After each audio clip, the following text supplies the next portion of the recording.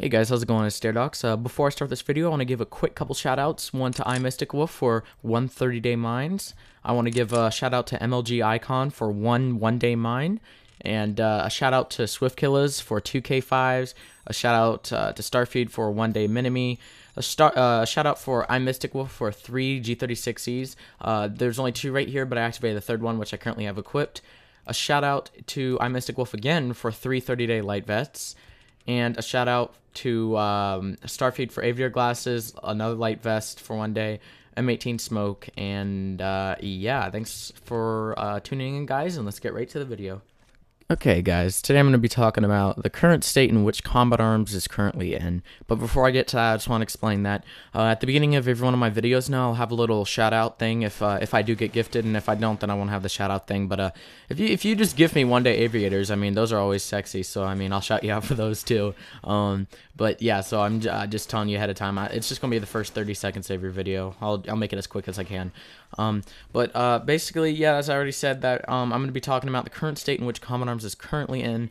And I'm basically putting up this video right now because I don't think Combat Arms is getting anywhere. And what I mean by that is, it's not dying necessarily, but it's also not really, it's not advancing in what the game should be doing. Just a couple months ago, Combat Arms was welcomed to Steam, which, as a lot of you guys may or may not know, is basically the biggest online computer game. Like, I don't really know how to explain it. It's kind of like how Nexon has multiple games, except Steam owns everything. It owns, well, it doesn't own, but it's, I don't know. Steam is a huge thing. Let's just say that. But it was welcome to Steam just a couple months ago, and you know that if Steam wants Combat Arms to be partnered with it, then Combat Arms is going to be a pretty decent game. So Combat Arms has welcomed quite a few new people. We have over 200, not 200 million. We have over 2 million players now playing Combat Arms, and you know that's a relatively high amount, especially for an online first-person shooter game. I'd have to say Combat Arms is one of the most popular, next to Crossfire and AVA and all that stuff. But Combat Arms is a great game. But the newest updates kind of make me think twice about it now. Freaking, they had Specs hairstylist thing, hairstyle. You had to pay money. You can change your Specs hair color. What? Like, really? I don't know what they're doing that makes them want to think that. But you know, I guess they need money, which I'll get into in a second. But Nexon are they're just adding in all these newer, not necessarily good updates. They're never map updates. If anything, they're always like new NX guns. Every once in a while they come out with GP guns, but you know how that is. But they never come out with maps or anything that actually helped the game. They never they just don't seem to really listen to us. Like, if you heard a while back ago, for example, the spec situation, when they were selling specs for GP. I remember when everyone was like, oh, wow, specs are so overpowered, only NX noobs use them. And then Combat Arms started selling specs for GP. Now, what Combat Arms does for that is they think that, oh, yeah, everyone was complaining because they couldn't get their hands on specs. No, it wasn't that we couldn't. Trust me, the people that are playing Combat Arms have money to afford specs, because I guarantee you at least half of people that play Combat Arms probably have spent some type of money on it, which I'll get into in a second how that helps too and some other things. But anyways, instead of like saying, oh, we'll implement a certain system, like iMysticWolf, when I was talking to him earlier, he had this great idea. He said they should just have an option when you go into a room where it says you can turn specs off, kind of like how you can turn abilities on and friendly fire and stuff. They should have a little spec option, or an assassin, like turn specs / assassins off. And I think that was a good idea that iMysticWolf has, and I'm pretty sure some other people may have thought of that before too. And you know, if Combat Arms is going to keep implementing certain stuff like this into the game, like cosmetic gear too, which I find to be really retarded, they should also have stuff of that too. Don't allow cosmetic gear. Like right there's a trench backpack. That doesn't really annoy me. But think about all those people that run around where you think they're pros and they're just really fast, but they're not. It's because they have the full transparency, which basically means you can't see any speed gear they wear. But anyways, that's basically where I wanted to get at with the whole update thing. Combat Arms isn't really doing very good with updates, as I'm seeing. And then money-wise, I'm starting to realize Combat Arms, it seems as though, like, there's a lot of people playing, and, you know, people buy a lot of Combat Arms things. And I'm starting to realize that they're having a lot of sales, which is good for the players. But then in the long run, it can be bad. If like this is what I'm thinking. If a while back they sold the tracker knife for perm, they sold prankster bandana for perm, they sold frag pack perm, they sold the black frag perm. They sold basically things that are not supposed to be perm.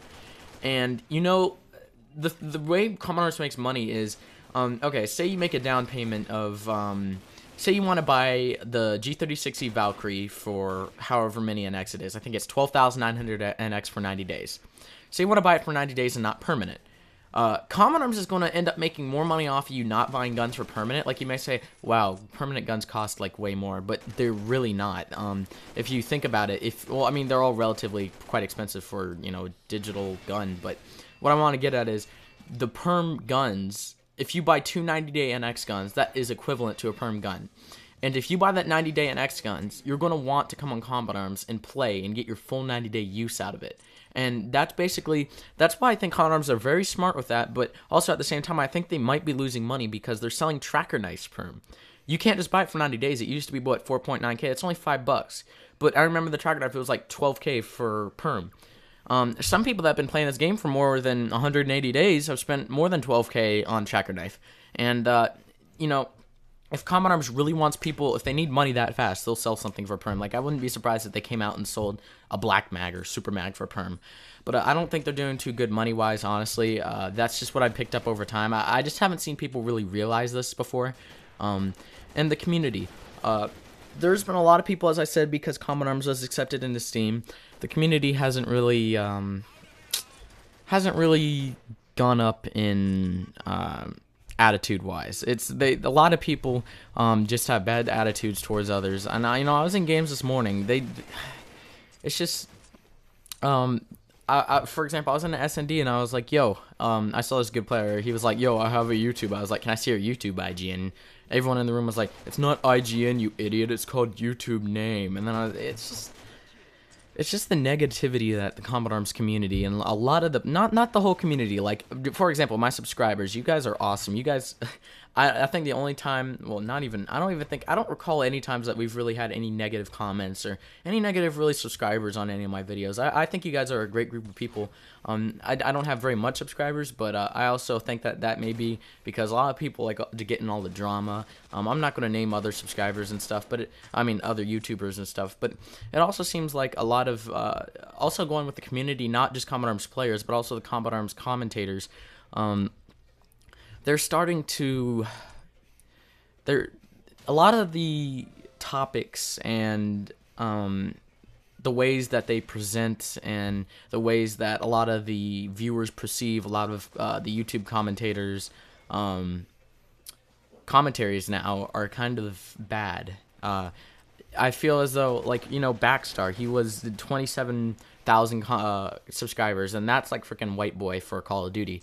So Backstar was like our white boy for Combat Arms, and he doesn't play anymore. I haven't really seen any subscribers or any commentators really to come above that or even get close. The top two people I know that are subscribed the most is I'm Hilarious, which is ZoomXCG, aka Awesome, and then Lucas Brazil, which he is a great player. I have no clue what he says because he's Brazilian, but I still enjoy his videos.